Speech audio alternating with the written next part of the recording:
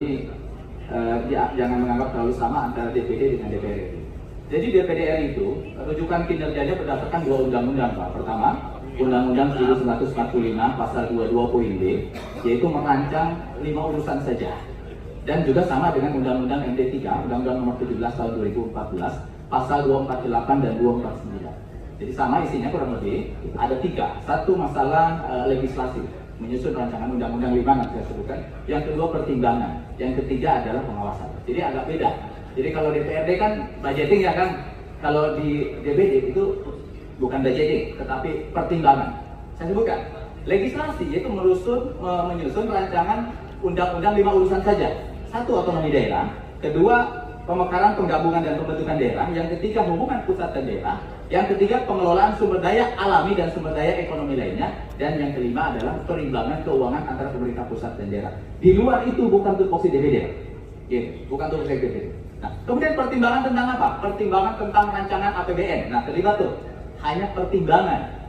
Yang kedua, pertimbangan tentang RUU pajak, pendidikan dan agama.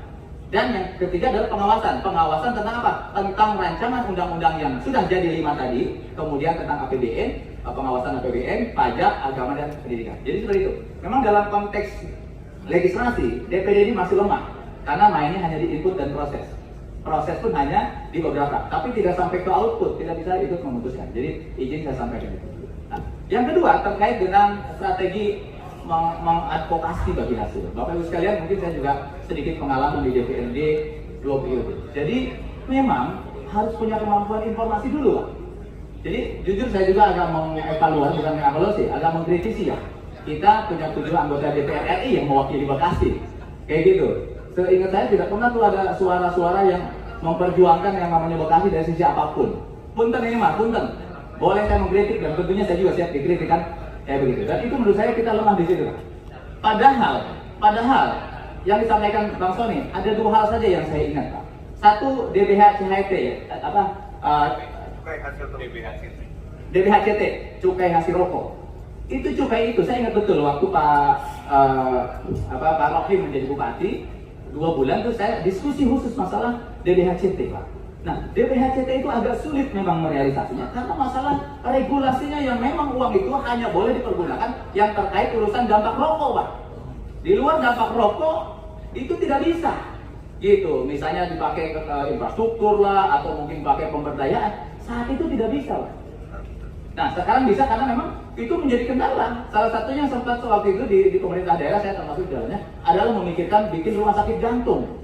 Tadinya begitu tuh, uang itu hampir 30 miliar, mungkin kita bikin rumah sakit jantung. Tapi kadang itu terlalu strategis juga, kadang juga bukan sasaran utamanya DBHCT. Nah, jadi sekali lagi itu masalah regulasi dan tadi sudah dapat kabar di Kota Bekasi. Berarti sudah bisa, tinggal masalah kreativitas di pemerintah Kabupaten Bekasi. Nah, satu lagi yang penting nih, ini hubungannya tadi ujungnya ke. Ada satu lagi, Pak, pajak kendaraan bermotor kita. Saya punya data tahun 2020 yang realisasi tahun 2021. Pajak kendaraan bermotor kita, Pak, itu terbesar ketiga. Setelah mana? Kota Bandung 2,4 triliun. Karena menurut Undang-Undang 33 tahun 2004 dan Undang-Undang Nomor 1 tahun 2022 bahwa pajak-pajak yang ke provinsi salah satunya adalah pajak kendaraan bermotor. Jadi nggak ke kita, itu ke sana. Dari sana nanti baru balik ke kita dengan 2 pendekatan. Izin nanti mungkin benar saya jelaskan. Nah, pajak kendaraan bermotor tahun 2020 yang realisasi 2021, Kota Bandung 2,4 triliun, Kota Bekasi 2,2 triliun, Kabupaten Bekasi 1 triliun 953 miliar, hampir 2 triliun Bapak Ibu sekalian. Nah, begitu naik ke provinsi, itu nanti ada 2 pintu yang bisa balik lagi.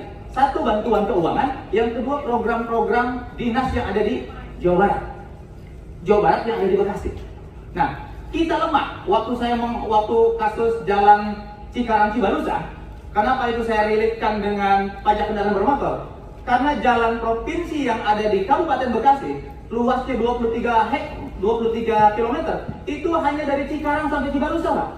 Kontribusi kita yang hampir 2 triliun tadi ke Jawa Barat, terkait pajak kendaraan bermotor. Sisi lain ada aset Provinsi Jawa Barat yang ada di Kabupaten Bekasi, orang pernah dibenerin. Makanya saya relate-kan tuh. Relate-kan supaya rada mikir, begitu. Waktu saya dengan Pak Ketua DPRD, panggil Wagub turun. Dan kita ungkap, yuk nggak tanggung jawab Jawa Barat. Yuk punya aset di sini hanya 23 km, sementara nggak diberes-beresin. Gitu kan, sementara kontribusi kita 2 triliun. Nah, kata Wagub apa kalimatnya? Orang kulon mah tarak minta kan. Jadi orang barat ini kita bukan situ jalan minta Pak ke pusat. Pada uang kita tadi 2 triliun dari sisi pajak PKB saja. Lamun tarak minta mah kan cileren beakeun gitu. Ya, kalau diam-diam aja enggak. Dan itu Pak, kita waktu itu mau izin sih. Dan waktu itu kita marah ke sana. Kurang lebih gini, Pak, jalan ini jalan provinsi, kontribusi kita jelas.